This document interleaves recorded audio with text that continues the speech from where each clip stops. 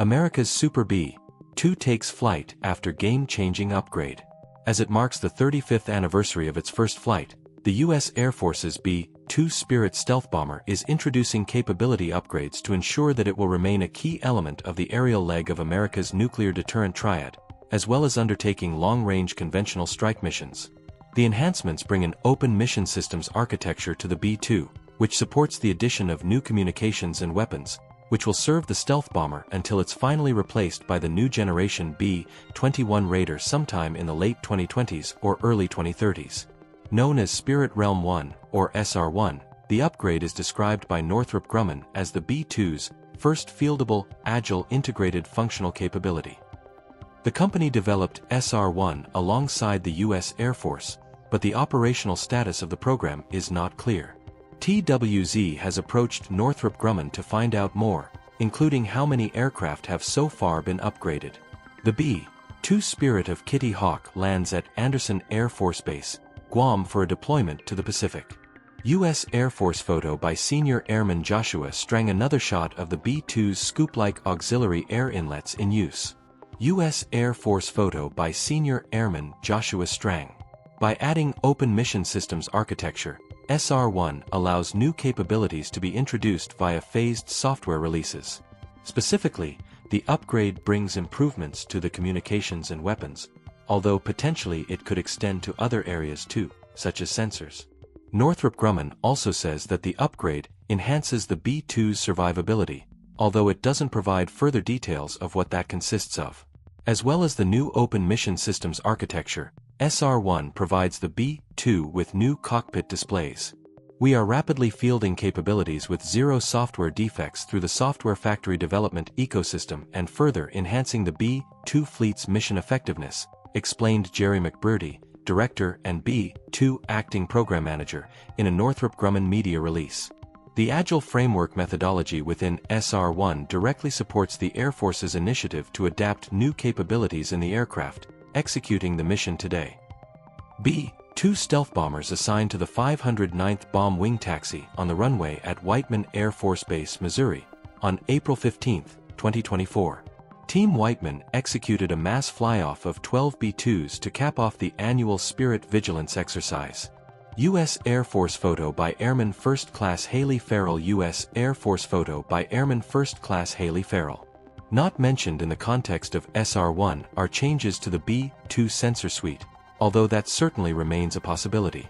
Back in 2019, we reported on upgrade efforts under the Defensive Management System Modernization Program, or DMSM, which followed on from earlier modernization projects that included new communications equipment and improved avionics. At the time, Northrop Grumman described DMSM as the largest major modification to the aircraft ever. Public statements on DMSM have focused heavily on improved electronic warfare capabilities, as well as added data sharing with sensors on off-board platforms to spot, geolocate, and categorize hostile defensive nodes, including air defense radars. The new defensive systems also have a secondary electronic intelligence capability. SR-1 was fully developed inside the B-2 Spirit Realm software factory, the establishment of which was announced by Air Force Global Strike Command and the B-2 Systems Program Office in December 2022. The Spirit Realm facility uses integrated digital tools to design, manage, build, test, and then field B-2 software more rapidly, also in conjunction with legacy systems. Our implementation of a software factory is opening new doors for the B-2 to carry future weapons and advanced capabilities that will further strengthen our country's strategic deterrence, said Colonel Frank Marino, Senior Material Leader, B-2 Systems Program Manager, U.S. Air Force. As to what those weapons might include, one likely option is the Air Force's new 5,000-pound class GBU-72/B bunkerbuster bomb. This essentially comprises a Blue 138/B bomb, also known as the Advanced 5,000-Pound Penetrator, or A5K, combined with a Joint Direct Attack Munition, JDAM, family GPS-assisted guidance kit. An F-15E Strike Eagle drops a GBU-72/B during a test. U.S. Air Force. An F-15E Strike Eagle drops a GBU-72/B during a test. USAF. TWZ discussed the possibility of adding this weapon to the B-2's arsenal earlier this year.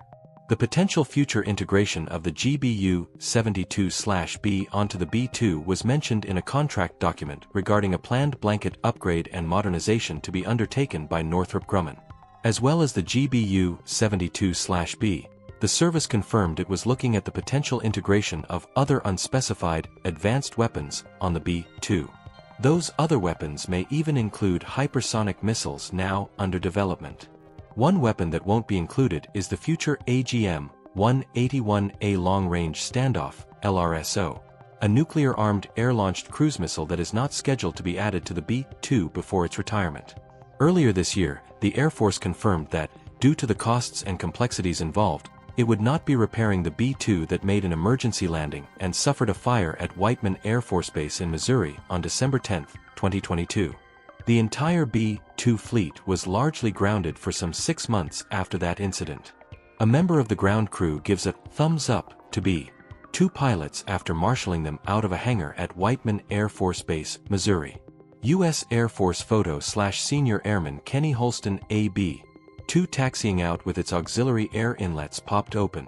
U.S. Air Force photo/Senior Airman Kenny Holston. This move will leave the Air Force with just 19 B-2s in the service's inventory. In contrast, a B-2 that suffered a similar-looking mishap at Whiteman in 2021 was subsequently made airworthy and was flown to Northrop Grumman's facility at Plant 42 in Palmdale, California the following year for more extensive repairs. In all, only 21 B-2s were ever built, these being completed at Plant 42 starting in the late 1980s. Another example was lost in a crash at Andersen Air Force Base on Guam in 2008. With each B-2 passing through a programmed depot maintenance cycle every 9 years, including a general overhaul and a complete reapplication of the special radar-absorbing material skin and paint job, 2 of the bombers are typically at Plant 42 for depot work at any one time. Not only is the B-2 fleet small, but it's also extremely expensive to operate and maintain on a day-to-day basis. While many of its capabilities remain unmatched in the Air Force, or anywhere else for that matter, the B-2 is not only an extremely complex aircraft but one that is now advancing in age, compounding its problems. With this in mind, the switch to open mission systems architecture should make it that much easier to integrate new capabilities, something that is not otherwise the case with an aircraft with avionics dating back to the mid-1980s. A B-2 bomber taxis to the runway at Whiteman Air Force Base, Missouri. Photo by Michael Gaddis/USAF/Getty Images. A B-2 taxis to the runway at Whiteman Air Force Base on March 13, 2003, as it deploys to Diego Garcia to support the upcoming campaign against Iraq. Photo by Michael Gaddis/USAF/Getty Images. Indeed, as we have explored in the past, the tiny production run of the B-2 makes each example almost an experimental aircraft.